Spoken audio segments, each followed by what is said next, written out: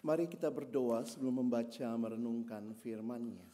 我们读经听到之前，我们先做个祷告。 Bapa di dalam surga, kami bersyukur kepadamu. 我们在天上的父，我们感谢你， Karena Tuhan baik dan menyatakan kebaikan-Mu di dalam hidup kami. 因为你是善良的上帝。 Kami akan membuka firman-Mu ya Tuhan. 我们要打开你的话语， Bukalah juga hati kami. 求你同时打开我们的心， Jadikanlah hati kami seperti tanah yang baik. 求你帮助我们的心可以成为好的肥沃， Supaya ketika benih firman-Mu ditaburkan boleh sungguh-sungguh berakar, bertumbuh dan juga berbuah nyata dalam hidup kami. 好让当你的话语撒在我们的心的时候，我们可以多结果子。 Berkati kami semua, 求你祝福我们每一位， berkati hamba-Mu yang menyampaikan dan menerjemahkan. 求你祝福你两位要传讲 Dalam nama 翻译你 Tuhan 话语的 Yesus 仆人。 Kristus, Sang Firman yang hidup. 我们祷告，奉主耶稣的名， Dalam namanya kami berdoa. 奉主耶稣的名祷告， Amin. 阿门。 Shalom. 弟兄姐妹平安。 Bersyukur kesempatan ibadah Tuhan berikan bagi kita sekali lagi. 感谢主，今天晚上再次给我们机会，可以敬拜主。 Biarlah ini bukan sekadar rutinitas mingguan, tapi kita mengalami perjumpaan dengan Tuhan di dalam ibadah kita. 好，让我们每个礼拜三不是一个公事来到上帝的面前，求主帮助我们，我们可以很个别的 Dikuatkan untuk 朝见上帝， bersaksi, itulah tema kita malam hari ini. 被坚固，作为基督的见证，这是我们今天晚上的主题。 Bagian firman Tuhan yang kita akan baca sudah sempat dibaca satu ayat tadi, Lukas 24 ayat 46 sampai 49. 我们翻开圣经路加福音24章46到49节， Mari kita membaca ayat-ayat ini bergantian. 我们来轮流读这些经文。 Dalam bahasa Indonesia terlebih dahulu, saya akan baca 46, saudara sekalian 47, kita bergantian sampai 49. 我们就轮流读，我读46，大家读47，直到49节。 Katanya kepada mereka, ada tertulis demikian, Mesias harus menderita dan bangkit dari antara orang mati pada hari yang ketiga, 并且人要奉他的名传悔改赦罪的道，从耶路撒冷起，直到传到万邦。 Kamu adalah saksi dari semuanya ini. 我要教。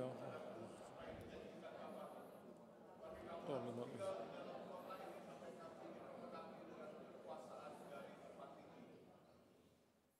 Saudara yang dikasihi Tuhan, kebangkitan Kristus menandai sebuah era baru di dalam gereja. 亲爱的弟兄姐妹，耶稣的复活就是教会新的开始。 Karena Yesus yang bangkit bukan hanya memberikan kepada kita kemenangan, tetapi juga mengutus kita dalam misinya. 因为主耶稣复活，不单给我们胜利，但是他同时差派我们在他的使命里。 Paskah bukan hanya kemenangan atas kematian, tapi awal dari pengutusan. 复活节不仅是对死亡的胜利，而是差遣的开始。 Dan inilah misi Allah untuk membaharui dunia. 这是上帝的使命，来更新这个世界。 Kalau saudara mengingat atau melihat tadi ayat 48, 如果我们刚才看的48节， setelah Yesus membuka pikiran murid-muridnya, dia berkata, kamu adalah saksi dari semuanya ini.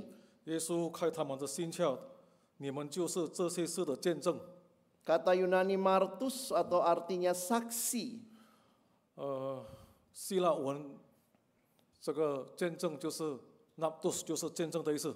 Dari kata inilah kita juga mengenal istilah martir, orang yang mati karena iman kepada Kristus. 从这个词，我们也认识了宣教，就是他们为基督而死。 Murid-murid diutus menjadi saksi, demikian juga kita saat ini.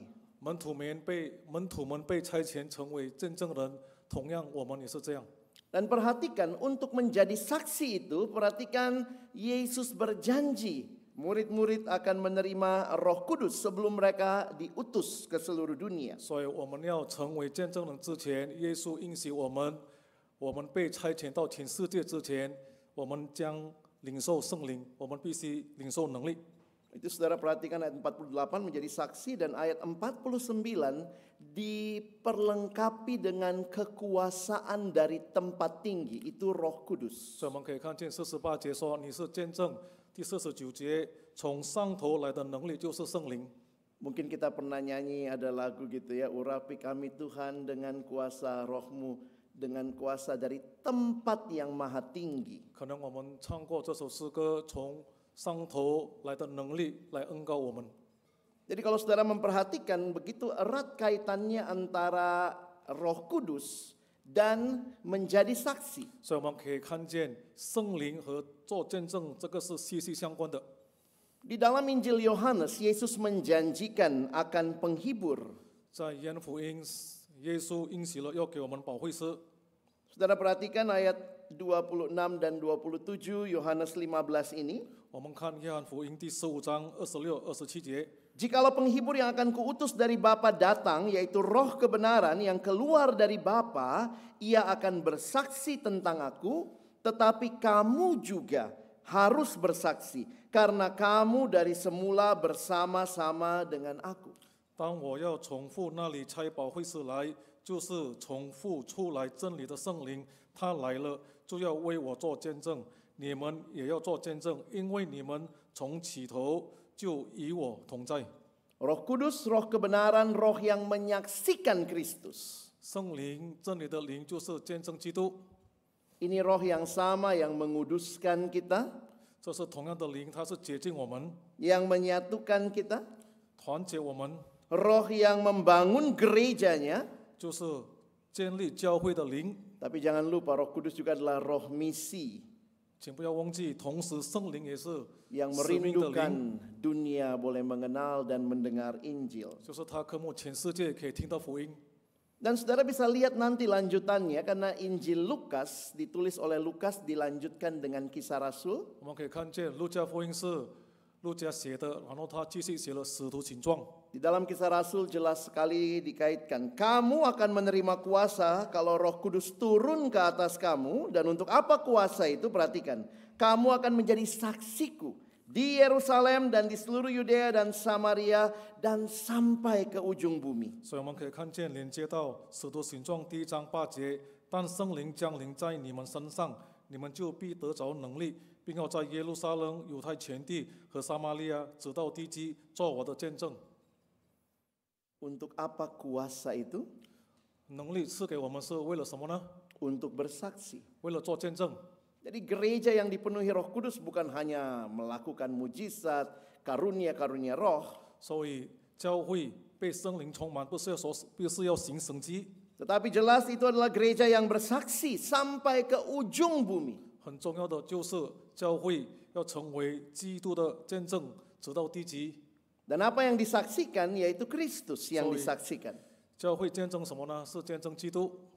Mulai dari mana? Tadi dikatakan dari Yerusalem, satu kota, Yudea, satu provinsi, Samaria, sampai kepada ujung bumi. 就是从哪里做见证呢？从一个城市犹太，然后一个城市，然后到全世界。 Kalau saudara perhatikan peta zaman itu, kira-kira di mana ujung buminya? 如果我们看当时的地图，那么地极是在哪里呢？ Mulai dari Yerusalem, paling kanan bawah. 就是从耶路撒冷开始，在右下角。 Lalu kemudian yang dimengerti salah satunya waktu itu adalah Roma, ujung bumi. Yang kayak kaki nendang bola, saudara ya. 所以当时被理解成为地级的都是罗马， Sebelah kiri yang paling atas. 就是在左上。 Jadi kalau saudara memperhatikan kitab Kisah Rasul mencatat bagaimana Injil sampai ke Roma. 所以我们可以看见，在使徒行状记载怎么样福音可以传到罗马帝 Walaupun 国。 melalui Paulus yang waktu itu menjadi tahanan rumah di sana. 即便通过保罗当时是囚犯， Menjadi bagian yang penting untuk kita mengerti sampai ke ujung bumi itu di mana, saudara 所以 ya. 我们要明白到地极是到哪里呢？ Ada seorang penafsir Alkitab mengatakan ujung bumi adalah tepat di mana kaki saudara berdiri. Itu ujung bumimu. 所以有一位解经家说，地极是哪里呢？就是你所站的位置。 Hal ini mau menunjukkan bahwa Injil, proklamasi Injil itu bagi seluruh umat manusia, seluruh bangsa. 所以要宣告福音，福音是对全世界、对所有的人。 Jadi kalau saudara coba merangkum kembali, Kristus yang bangkit, 所以我们做个概括，就是复活的基督 mengutus murid-muridnya untuk bersaksi. 差派他的门徒去做见证。 Nanti kita akan merayakan juga setelah kenaikan Roh Kudus turun, hari Pentakosta. 我们也是要庆祝主耶稣升天之后，就是圣灵降临。 Untuk apa kuasa dari Roh Kudus itu? 那圣灵给我们能力，能力是为了做什么呢？ Untuk kita boleh bersaksi 就好让 bagi Allah. 就好让我们可以为上帝做见证。 Saudara, ada satu pendekatan yang menarik tentang cerita. 就是有一个故事， Kalau saudara sadar atau tidak, setiap kita sedang menghidupi sebuah cerita. 其实我们每个人呢是在过我们自己的故事。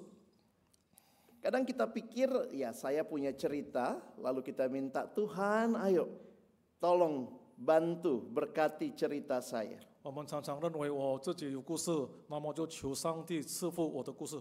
Tapi kalau saudara membaca Alkitab dengan baik, 如果我们好好读圣经， saudara akan sadar bahwa bukan kita sebenarnya yang punya cerita. 其实根本不是我们有故事， Tetapi sebenarnya Tuhanlah yang punya cerita. 其实是上帝的故事。 Saudara lihat perbedaannya? 你看到这两个的区别吗？ Bukan sekadar saya yang punya cerita lalu saya mengundang Tuhan masuk dalam cerita saya. 不仅是我有故事，我请上帝来进入我的故事， Tapi sebenarnya Tuhanlah yang punya cerita dan mengundang saudara dan saya masuk dalam ceritanya. 其实是上帝有了故事，上帝邀请我们进入他的故事， Inilah cerita Allah, God's big story. 这是上帝伟大的故事。 Bagaimana kita mengerti dari mana sumber cerita itu? 我们怎么理解上帝的故事是从哪里开始呢？ Saudara baca Alkitab dari Kejadian sampai Wahyu, kalau itu diperas begitu rupa, itulah intisari cerita 如果 Allah. 如果我们从创世纪看到启示录，我们在那边可以看见这是上帝的故事。 Seorang penulis bernama Christopher Wright dalam salah satu bukunya menjelaskan cerita ini. 有一个作家 Christopher， 他就把见证在他的书写得很清楚， Dia bilang sederhana gini, kalau orang tanya Alkitabmu bicara apa sih? 所以他简单的讲，如果人家问你，你的圣经其实在说什么呢？ Maka coba saudara jelaskan cerita Alkitab ini dengan 6 simbol. 他就说，你就用六个记号来讲解你的圣经。 Jadi coba saudara bayangkan bahwa seluruh cerita Alkitab itu sebenarnya seperti drama 6 babak. 所以我们想象看，整个圣经就是有六个阶段。 Dimulai dengan nomor 1, panah ke bawah, nanti ada tanda silang dan seterusnya. Jadi dia katakan kalau orang mau tanya Alkitabmu tentang apa, saudara bisa ceritakan dalam waktu 2 menit seluruh Alkitab. 所以人家如果问你，你们的圣经到底是讲什么呢？你们可以用在2分之内可以把它讲清楚。 Yang pertama, Allah menciptakan, itu creation. 第一个就是上帝创造， Yang kedua, ciptaan yang dicipta Allah ini berontak kepada Allah, jatuh dalam dosa, fall. 第二个就是上帝所创造的，他就背逆上帝，这就是堕落。 Tetapi Allah yang kaya dengan rahmat dan punya rencana yang indah, dia memberikan janji, promise, itu perjanjian lama. 那位慈悲、充满慈悲的上帝，他就给我们应许。 Dan kemudian saudara melihat ada redemption, ada penebusan. 然后有了救赎， Ketika Kristus datang, itulah salib. 就是基督来的时候，就是十字架。 Lalu saudara lihat yang paling akhir ceritanya, karena Alkitab ternyata menceritakan bukan cuma awal segala sesuatu kitab Kejadian, tapi juga akhir segala sesuatu. 所以我们可以看见，圣经不单讲到创造，但是结局圣经也是有提， Itu namanya new creation. 那就是新的创造。 Kalau dilipat pas ya, creation nanti akan dibaharui new creation. 所以从创造到新的创造， Pertanyaannya, saudara dan saya hidup di nomor berapa?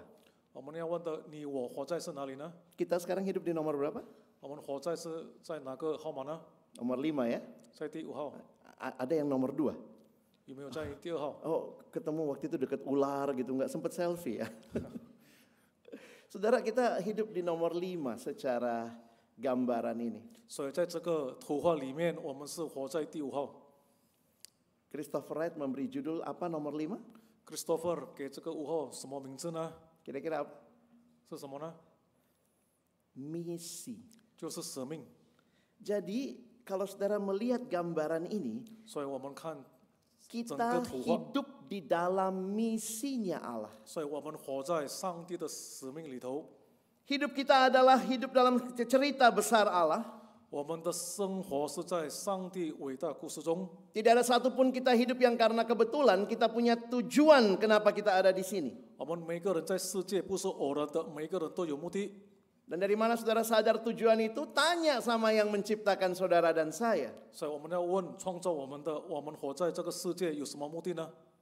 Jadi waktu melihat gambaran 6 babak tadi saudara, kita dapat perspektif yang baru tentang hidup. 所以刚才我们看了6个阶段，我们对生活有新的看法。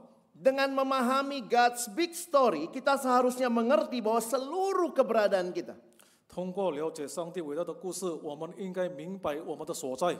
kehidupan kita, keluarga, studi, pekerjaan, itu bukanlah sesuatu tanpa arti atau tanpa sebab. 所以我们的生活、我们的家庭、我们的学习、我们的事业，并非毫无意义或毫无理由。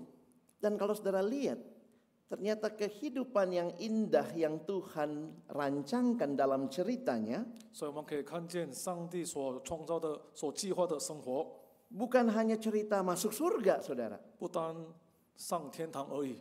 Tetapi akhir dari seluruh cerita ini adalah new creation. 所以整个故事的结局就是新的创造。 Jadi coba saudara ingat lagi, kita di nomor 5 menanti new creation. 所以我们活在第5阶段，我们在等新的创造。 Kita ada dalam misinya Allah. 我们活在上帝的使命里头。 Jadi God's big story menempatkan kita sebagai partisipan, orang yang berkontribusi di dalam cerita besar Allah. 上帝伟大的故事让我们成为参与者，所以我们在上帝的故事，我们是有贡献的。 Harusnya kalau saudara melihat pekerjaan saudara, itu dalam konteks misi.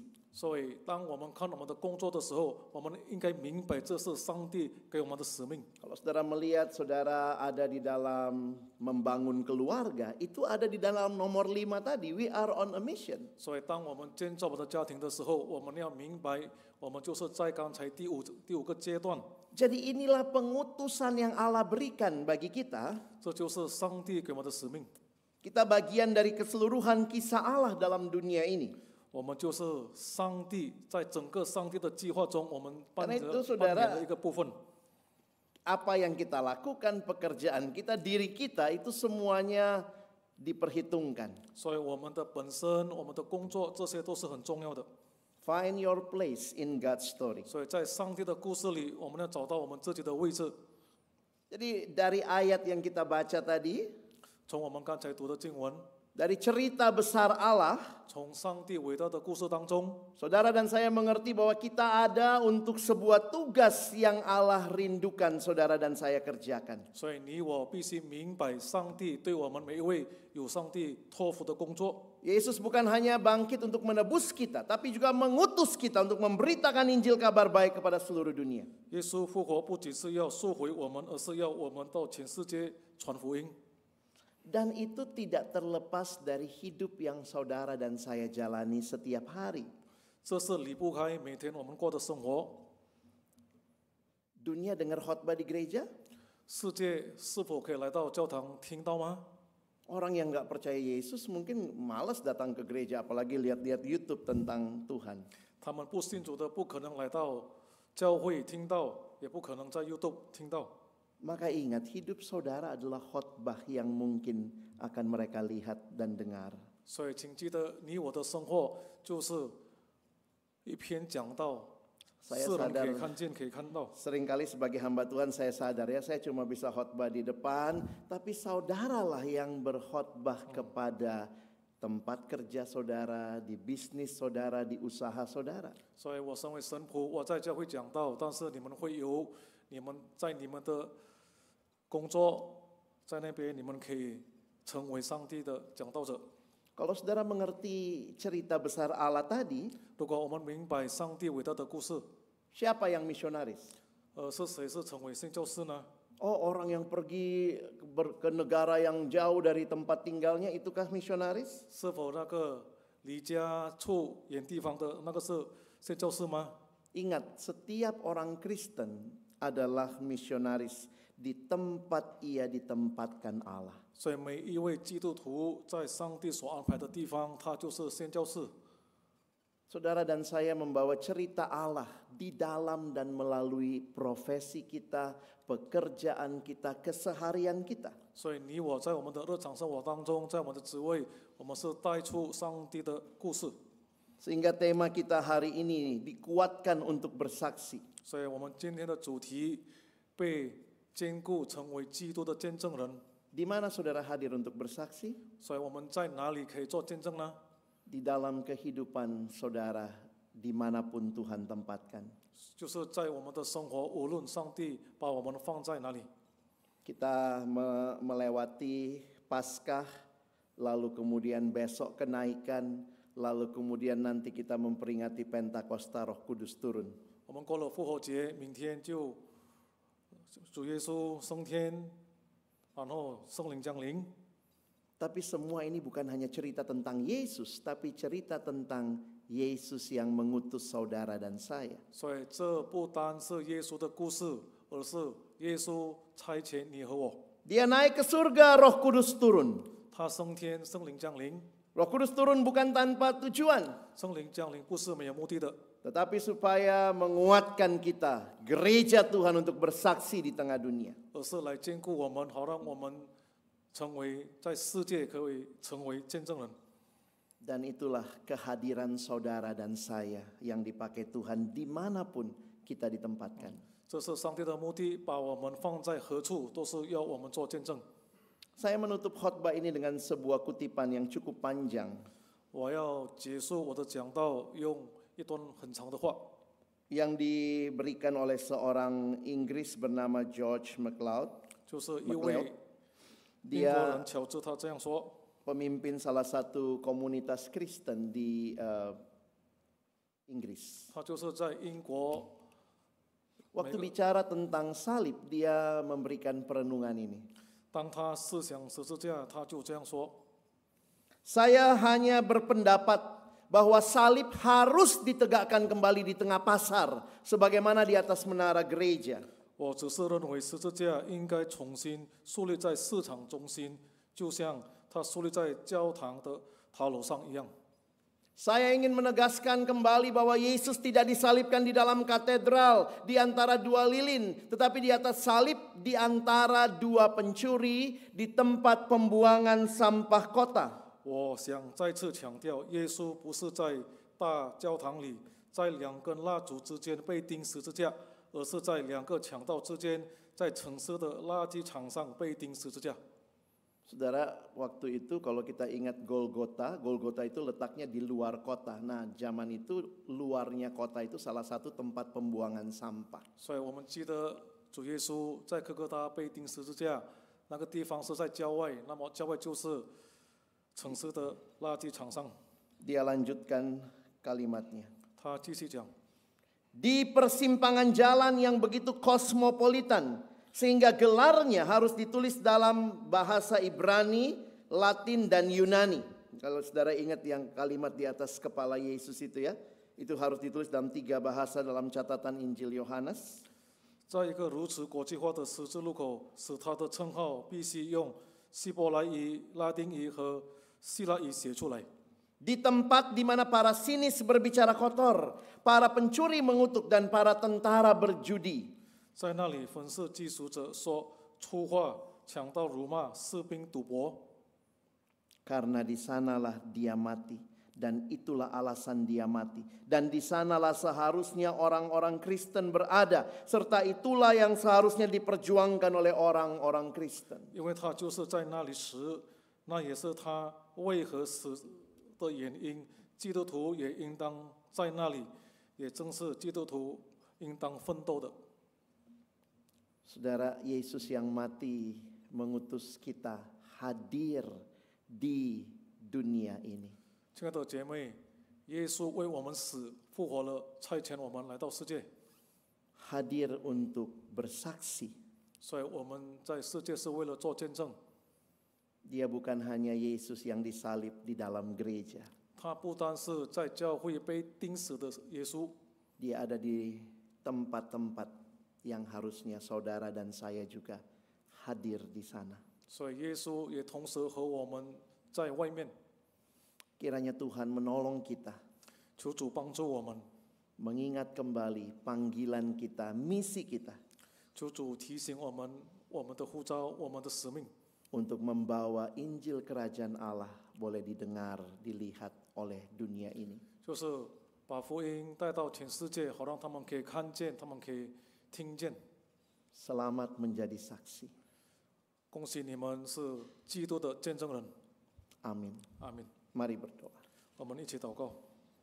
Tuhan, terima kasih untuk firman-Mu. 主，感谢你的话语， Kami dikuatkan bukan hanya untuk menikmati keselamatan itu sendiri, 我们被坚固，不单来享受你的救恩， tapi kami dikuatkan dengan Roh-Mu yang kudus untuk menjadi saksi-Mu dalam dunia ini. 我们是用你的灵来坚固我们，好让我们在世界可以成为你的见证人。 Sekali lagi terima kasih Tuhan mengingatkan kami akan kehadiran kami, keberadaan kami dalam misi-Mu Tuhan. 感谢主再次提醒我们，我们的所在是为了你的使命。 Tolong kami bukan cuma jadi pendengar firman, tapi jadi pelaku firman-Mu. 帮助我们不单听到，我们可以行道。 Dalam nama Tuhan Yesus kami 我 berdoa. 们祷告奉主耶稣的名， Amin. 阿门。